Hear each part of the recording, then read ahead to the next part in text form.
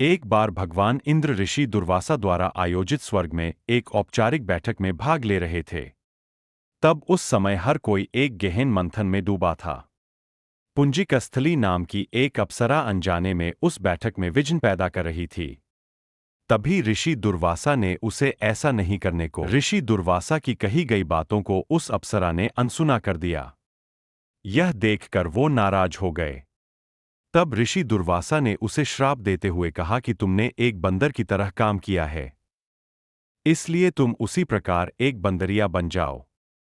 ऋषि दुर्वासा के शाप की बात सुनकर अप्सरा ने ऋषि दुर्वासा से कहा कि हे ऋषि, मुझे क्षमा कर दें।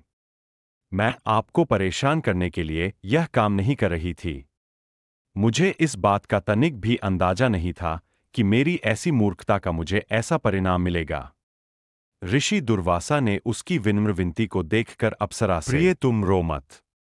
अगले जन्म में तुम एक भगवान से शादी करोगी, लेकिन वह एक बंदर होगा और तुम्हारा जो पुत्र होगा वह बंदर ही होगा, जो बहुत ही शक्तिशाली होगा और भगवान श्री राम का प्रिय भक्त होगा।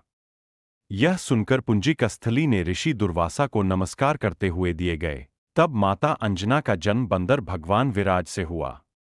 जब माता अंजना विवाह योग्य हो गई तब उनकी शादी बंदर भगवान केसरी से हुई थी। इसके बाद माता अंजना अपने पति के साथ सुखी वैवाहिक जीवन व्यतीत करने लगी। अंजना और केसरी एक शांतिपूर्ण जीवन जी रहे थे। एक दिन शंखबल नामक जंगली हाथी ने अपना नियंत्रण खो दिया और हंगामा खड़ा कर दिया।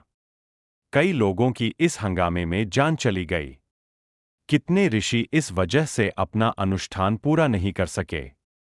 भगवान केसरी श्री शंखबल से बेहद प्रेम करते थे। भगवान केसरी ने अपने प्रिय हाथी को जब मार डाला तो वह बहुत शोक में डूब गए।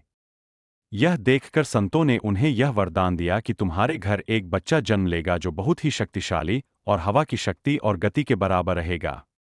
तब इस प्रकार भगवान केसरी के घर में माता अंजना ने भगवान श्री हनुमान को जन्म दिया।